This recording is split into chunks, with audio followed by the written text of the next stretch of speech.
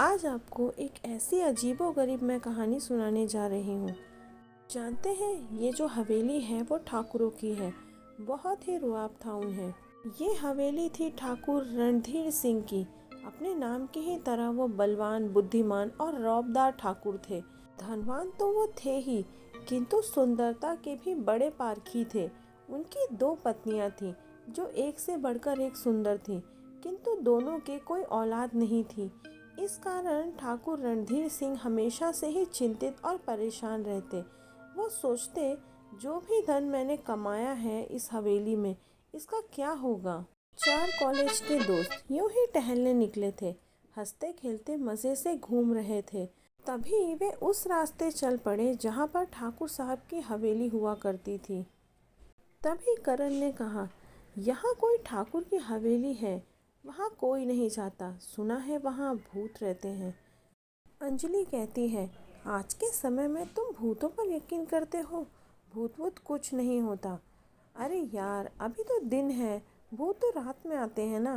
हम दिन में ही वो हवेली देखकर आ जाएंगे, चलो चलते हैं। सुयश ने कहा, हमने तो फ्लैट ही देखे हैं या फिर कोठी, हवेली कभी नहीं देखी।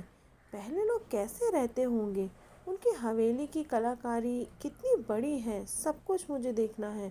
हर बार तो आया नहीं जाता, अब आए हैं तो देखकर ही जाएंगे ना।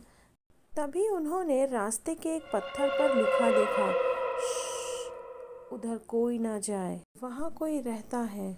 उस पत्थर पर लिखे शब्दों को पढ़कर वे सभी हंसने लगे। सुयश ने कहा, देखा, वहाँ कोई पहले से ही रहता है, चलो उससे भी मिल लेंगे।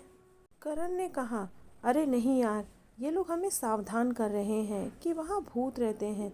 ये नहीं पढ़ा, वहाँ कोई ना जाए। सुयश ने कहा, हमने आज तक किसी का कहना माना है, हमेशा अपने मन की ही की है। आज भी अपनी इच्छा से ही उधर जाएंगे। देखे भला हमें कौन रोक सकता है। उनके इतना कहने की ही देरी थी, तभी न जाने कहाँ से एक गाड़ी वहाँ रुकी। उसमें से एक व्यक्ति उतरा और बोला, कहिए, कहीं जाना चाहते हैं आप? इतनी देर से जो जैनी शांत होकर उनकी बातें सुन रही थी, बोली, हमें कहीं नहीं जाना, हम अब घर जाएंगे। नहीं, आए हैं तो उस हवेली को देखकर ही जाएंगे।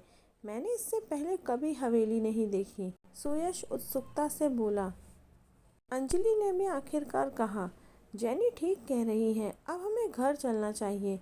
देखा नहीं, इस रास्ते पर कोई नहीं आता। अब मुझे भी डर लग रहा है। तुम सबके सब डरपोक हो, गाड़ी वाले से सुयश ने कहा। क्या तुम हवेली का रास्ता जानते हो? जी, मेरा तो यही काम है, भटके हुओं को मंजिल तक पहुंचाना। थोड़ी देर इधर उधर करने के बाद सभी गाड़ी में बैठ जाते हैं। गाड़ी चलने लगती है। क्या तुम यहीं रहते हो? सुयश ने सवाल किया। जी, तब तो तुम हवेली का रास्ता भी जानते होगे। जो भी वहाँ जाना चाहता है, मैं उसे वहाँ पहुँचा देता हूँ। तभी गाड़ी हवेली के सामने आकर रुकती है। हवेली देखने में बहुत पुरानी थी। सभी उसे आश्चर्य से देख रहे थे। इस गाड़ी वाले को यहीं रोक लो, फिर वापसी में इसी के साथ चले जाएंगे। अंजलि की बात सबको सही लगी और जैसे ही उन लोगों ने पलटकर देखा, ना ही वहाँ कोई गाड़ी थी और ना ही वहाँ ड्राइवर था। हवेली देखकर डर कर भाग गया होगा, करण ने कहा। सभी हवेली की तरफ बढ़े। जैसे जैसे वे आगे बढ़ रहे थे, वैसे वैसे ही रास्ते भी साफ होते जा रहे थे, किंतु उन्होंने उल्लास में इधर उधर ध्यान नहीं दिया। वाह यार, पहले लोग इतनी बड़ी बड़ी हवेलियों में रहते थे। क्या ठाठ थे, क्या शान थी। अंजलि बोली। हवेली का बड़ा दरवाज़ा खोलकर वे सभी अंदर घुसे। पहले उन्होंने हवेली को चारों तरफ से घूम घूम कर देखा। इस चक्कर में उन्हें स्मरण ही नहीं रहा कि दिन ढलने लगा है। जब वे लोग अंदर गए तो वहाँ की शान देखते ही रह गए। ऐसा लग रहा था जैसे वहाँ कोई रहता है।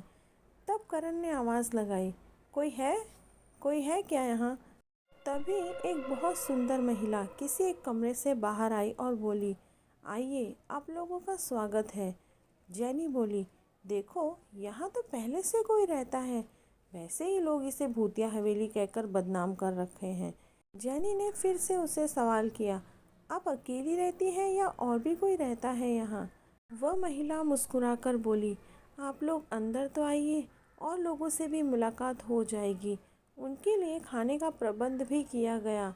तब अंजलि ने पूछा, आप इस हवेली में कब से रह रही हैं? बरसों हो गए, उसने मुस्कुराकर कहा। ये हवेली किसकी है और इसे भूतिया हवेली क्यों कहते हैं? यहाँ तो आप बड़े ठाठ से रह रही हैं, देखने में किसी राजघराने की लग रही हैं। वो मुस्कुराई। आप हमें इसकी कहानी बताइए। तब उसने कहानी सुनाना शुरू किया। ठाकुर रणधीर सिंह बहुत परेशान थे। मेरे पश्चात इस हवेली का और मेरे धन संपत्ति का क्या होगा? फिर एक दिन ठाकुर रणधीर सिंह इसी गांव में टहलने निकले। एकाएक उनके घोड़े के सामने एक बहुत ही सुंदर लड़की आ गई, जिसे वे देखते ही रह गए। वो बिल्कुल आप ही की तरह होगी, करण ने कहा। फिर वो मुस्कुरा दी। तो बीच बीच में टोकना बंद कर, पहले पूरी कहानी तो सुन ले। अंजलि ने उसे डांटा और बोली, कौन थी वो लड़की? तो दोस्तों, आगे की कहानी जानेंगे इस कहानी के अगले भाग में। तो बने रहिए मेरे साथ इस कहानी में।